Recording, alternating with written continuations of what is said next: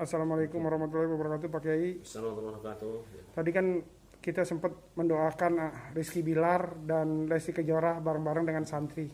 Boleh dikenalkan nama Pak Kiai dari pesantren apa? Assalamualaikum warahmatullahi wabarakatuh. Nama saya Syarif Rahmat, pengasuh Pondok Pesantren Ummul Qura dan Ketua Umum Padepokan Dakwah Sunan Kalijaga. Kenapa Pak Kiai tadi ingin mendoakan Lesti Kejora dan Rizky Bilar dalam pernikahannya? Prinsipnya seorang muslim itu dituntut untuk memberikan dukungan terhadap kebaikan-kebaikan. Pernikahan itu kebaikan. Pernikahan itu ibadah. Kalau kita ada orang mau naik haji, kita doakan. Ada orang mau sekolah, ada mau kuliah, mau mondok, kita doakan. Ada orang buka usaha, kita doakan. Karena jadi ibadah. Mau berjihad, kita doakan. Nah, termasuk orang yang akan melangsungkan pernikahan itu kan akan berjuang di jalan Allah yang sangat berat, ya, yang sangat berat dari mulai berangkatnya karena banyak godaan kiri kanan yang mungkin merintanginya untuk bertemunya sepasang manusia itu banyak melewati gangguan-gangguan, ya. Berat juga ketika menjalaninya, berat juga ketika meneruskan perjalanan yang jauhnya. Jadi orang yang akan menikah itu biasanya banyak ujian, godaan dan cobaannya. Nah, itu butuh support dari saudara-saudaranya. Meskipun tidak seberapa mungkin doa kami bersama anak-anak itu, insya Allah lah. Karena anak-anak itu umumnya ikhlas, ya, tidak punya pamrih apa-apa. Kalau seneng sama orang mendoakan itu betul-betul ikhlas mendoakannya. Tidak ada target kepentingan politik, kepentingan bisnis apapun juga. Kalau mereka bilang anak-anak kecil itu kan dari beberapa wilayah di Indonesia tadi itu. Dari Palembang, dari Medan, Nusa Tenggara Barat, Nusa Tenggara Timur, ada itu anak tadi. Kan begitu saya tanya namanya Lesti dengan Rizky Bilar, kenal, mereka senang, pasti doanya lebih ikhlas dari saya, insya Allah. Nah, itu yang mahal sebetulnya.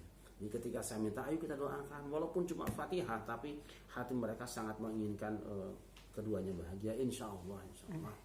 Nah, itu tugas kami adalah mendukung setiap rencana kebaikan.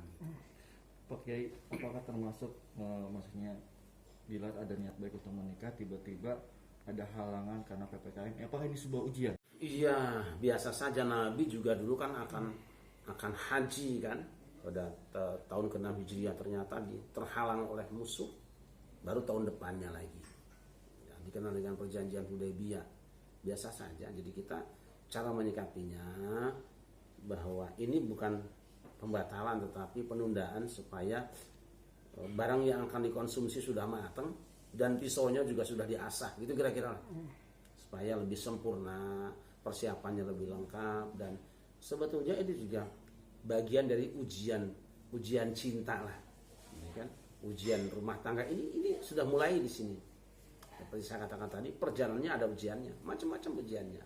Dan selama Lesti dengan Rizky itu yakin bahwa ini ujian dan mereka menerima dengan senyuman, tidak alal subaha kalau kata orang Sunda namanya, tidak tidak bicara yang menunjukkan ketidaktawakulan pada Allah. Insya Allah ini adalah bagian dari skenario Allah untuk menyempurnakan kebahagiaan mereka. Kan katanya kalau semakin panjang tarikan karet, semakin kencang juga lemparan batu ke tapelnya kan. Semakin panjang penundaan rindunya, semakin besar juga bahagianya kan begitu.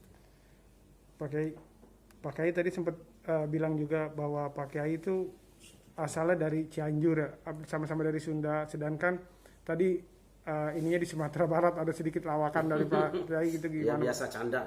Kebetulan saya dari Ciamis, ya, Ciamis ujung Jawa Barat. Nah, pada tahun 1983 itu MTQ nasional kan diadakan di Sumatera Barat. Kebetulan saya kontingen cerdas cermat mewakili Jawa Barat. Tandingnya di Sumatera Barat gitu. Bahkan kaset kaset tarian massal MTQ Nasional 13 di Sumatera Barat masih ada, saya simpan.